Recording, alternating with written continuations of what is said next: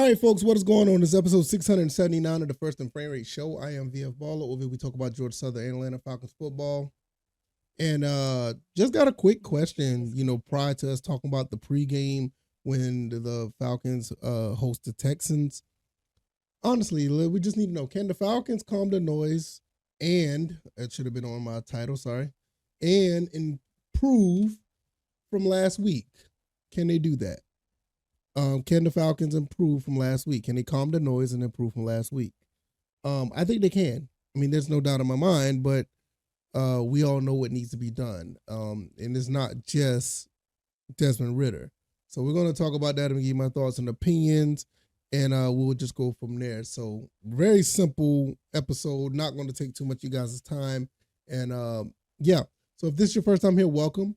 I can be found on YouTube and Rumble. I'm also on Anchor, Spotify, Apple, and Google Podcasts. Looks like everything is going well with the cameras now. I think I need to get more high quality cameras anyway, because if you're looking at this on YouTube, the camera, the lighting is like really weird how it collects light. Each one collects light differently. More is a little more vibrant than the other. And what I want to do is get that taken care of, but in due time. If you want to support the show, the Cash App is VF Baller 20. That money goes to stuff like that. So hopefully you guys will consider it. I mean, it's not needed, but it would help and it would go a long way. Also, I could be found on X at VF Baller, and the website is firstandframerates.com. So overall, the numbers are looking good. You guys are continuously helping the show grow. I really appreciate it.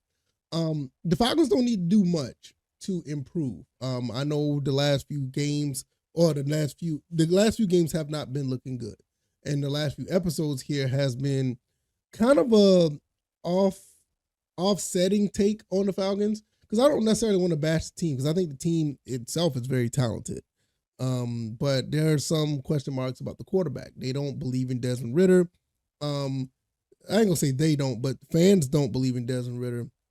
Just looked at a poll that was done by Dukes and Bell yesterday, where they said 54% of fans don't want to see Desmond Ridder back out on the field if he stinks up the joint against the Texans. And like I said, I get it. But the main thing is, like, honestly, just if they can get the trenches together, if they can get the D-line to put some pressure on the opposing teams, if they get the offensive line to block a little bit better, I think Desmond Ridder, with enough time, will make some plays. Now, I still stand by what I said. That's probably about as what he's good for. He's good for making some plays. I don't think he's going to be that top tier, top level quarterback that we would like. I don't think he'll get close to what Matt Ryan was, but I think he gives us a solid chance to win some football games and possibly get us over the hump, depending on what the rest of the guys on the team do. So I'm not saying that he's terrible, but I think he can be a winning Super Bowl quarterback if other players around him have to tremendously step up to make things happen. It's not just it's not a quarterback driven team with this with what we have here. So with the talent around him, it can be done. So if you get in the trenches and you continue to give him time, give the running backs time to move around and make some space in the running game, get the ball in the playmakers' hands, we should be successful. This is a very simple concept on what's going on here. Now, why we can't do that? Well, one, the offensive line has been doing what they're supposed to do. The defense actually has been doing pretty good as far as playing good defense. Now, I will also say that Desmond Ridder did look better against the Jaguars after the two interceptions. He did look good. I'm not saying that he's completely terrible, but you got to start off like that.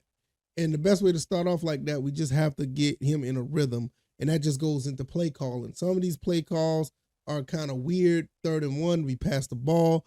In some cases, we're not using enough rollout play action, and the times that we use it is actually effective. And I think that's exactly what the Falcons need to do. They need to do more of that.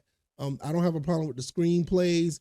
Just make sure they're done at the right time. It's just some weird calls that we draw up at certain times that Coach Arthur Smith is either he's outsmarting himself or he's not putting much thought into certain plays. It's like, all right, what are we doing?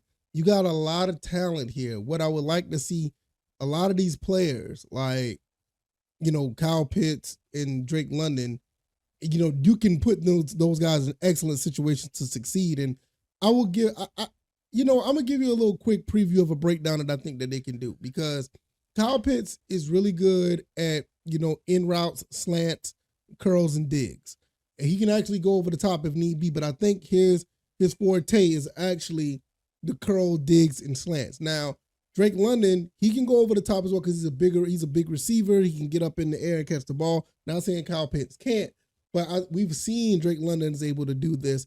He's good at that, and he could do the longer curls and the longer slants. And I think he's good at that. Jonnu Smith, he kind of could do a little bit of everything. I mean, I've seen Jonnu Smith run a lot of routes, and you saw how that played out in the game against was against Detroit, or was it one of those games we had almost 100 yards? I think it had to be the London game when we played against the Jaguars. I mean, he was able to make some things happen. So he can do a little bit of everything. Jonnu Smith is like very effective in this offense. So you can match him up anywhere and he's able to get the ball. And Mac Hollins, I mean, he goes over the top. He can get past defenses. He's another one as a wide receiver, could do a little bit of everything. So you know what your strengths and defense, your strengths and weaknesses are as far as receivers go. I think that Coach Arthur Smith needs to simplify the offense and use them in that way. And I mean, what can you say about Bijan Robinson? I mean, the dude can run between the tackles, outside the tackles, screen pass. He can do a little bit of everything. And you know what you got with Tyler Algier. He can catch out the backfield a little bit, but that's your guy that goes straight in between the tackles and drag a couple of defensive guys behind him. So and like I said, Cordell Patterson is another one that could do a little bit of everything. This is what I mean. You got so many guys here that could do so much. So it's easy to get the fans back on their side and actually have more confidence in them going forward. Because the last two games haven't been as, it hasn't been as fun as we would like to see. First two games, they were exciting. They were fun. It was good to see the team rolling on all cylinders, and it seemed like a couple wheels fell off for the past couple games, and it needs to be fixed. And I think it can be fixed.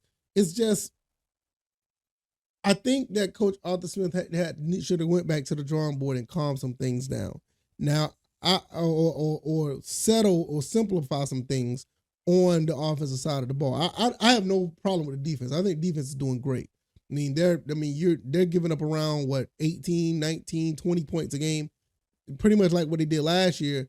I mean, in a passing league, in an offensive leaning league, that is exactly what you would want. I mean, this team is capable of putting up possibly 25, 30 points a game with all of this talent.